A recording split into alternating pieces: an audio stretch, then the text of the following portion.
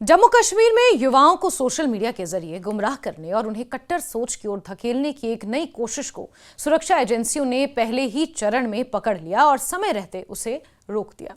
ये कोशिश पाकिस्तान अधिकृत कश्मीर यानी कि पीओजे और दुबई में बैठे आतंकी हैंडलरों के द्वारा की जा रही थी, जो इंटरनेट और मोबाइल के विभिन्न साधनों का इस्तेमाल करके जम्मू क्षेत्र के कई जिलों में युवाओं से संपर्क बनाने की कोशिश में जुटे थे।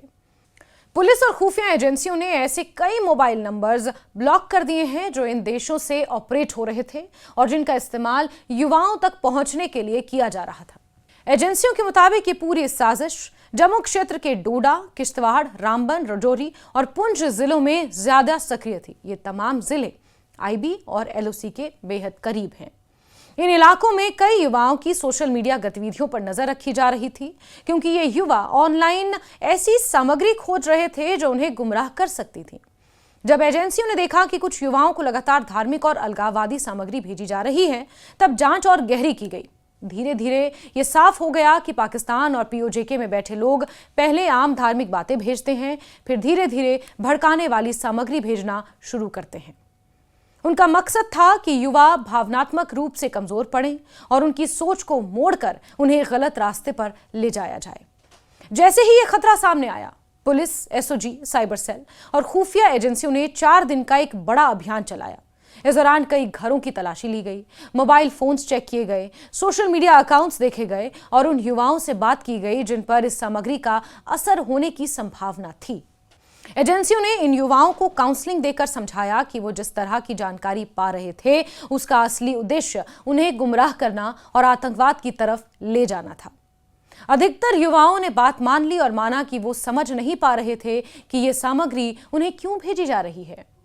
पुलिस ने उन्हें चेतावनी दी और आश्वासन भी दिया कि अगर वो ऐसी चीजों से दूर रहेंगे तो उन्हें किसी तरह की परेशानी नहीं होगी।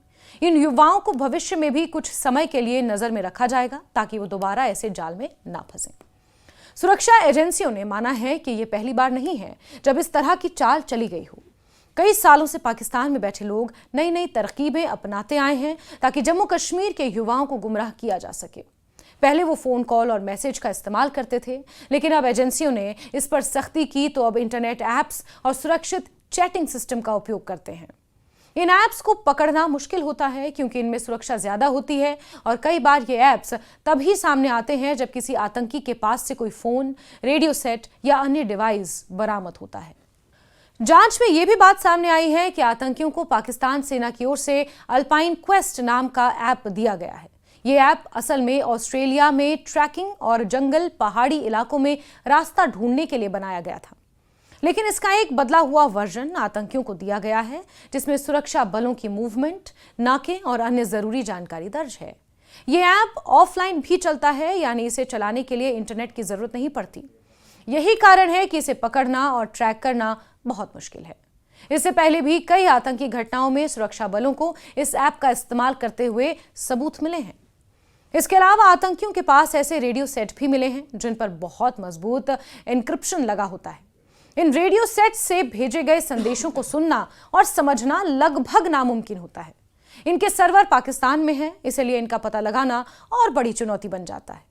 कई मुठभेड़ों और गिरफ्तारियों के दौरान पुलिस ने ऐसे उपकरण जब्त किए हैं जिससे साफ पता चलता है कि आतंकियों का नेटवर्क अब पहले से ज्यादा सुरक्षित और तकनीकी रूप से उन्नत हो चुका है। सुरक्षा एजेंसियों ने इन सब चुनौतियों के बावजूद सोशल मीडिया की 24 घंटे निगरानी, साइबर विश्लेषण, संदिग्ध संदेशों की पहचान, फोन नंबरों का ट्रैकिंग और जमीनी स्तर पर लगातार काम करते हुए इस पूरी साजिश को रोक लिया है।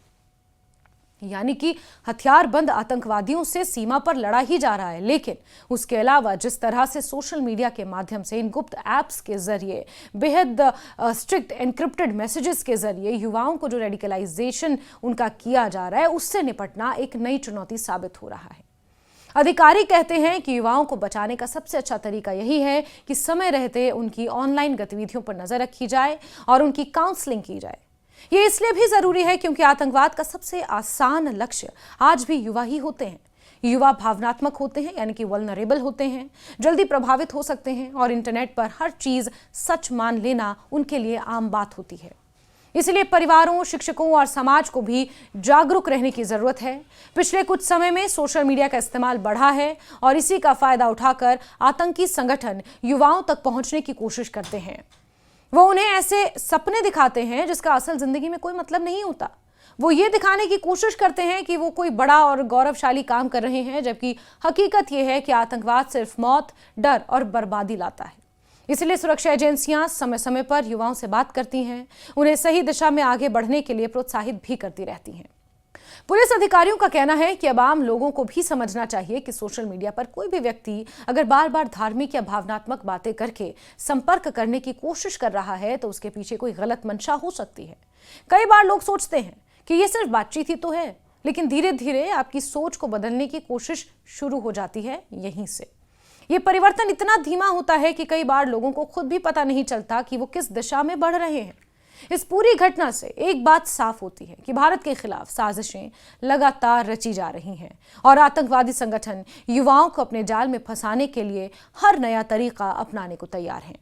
लेकिन भारतीय सुरक्षा एजेंसियों की मेहनत, तकनीकी क्षमता, धरातल पर मजबूत उपस्थिति के कारण इस बार भी उनकी योजना नाकाम रही, जो पीओजे के पाकिस्तान और खास तौर पर दुबई में बैठे आतंक के आका कर रहे थे।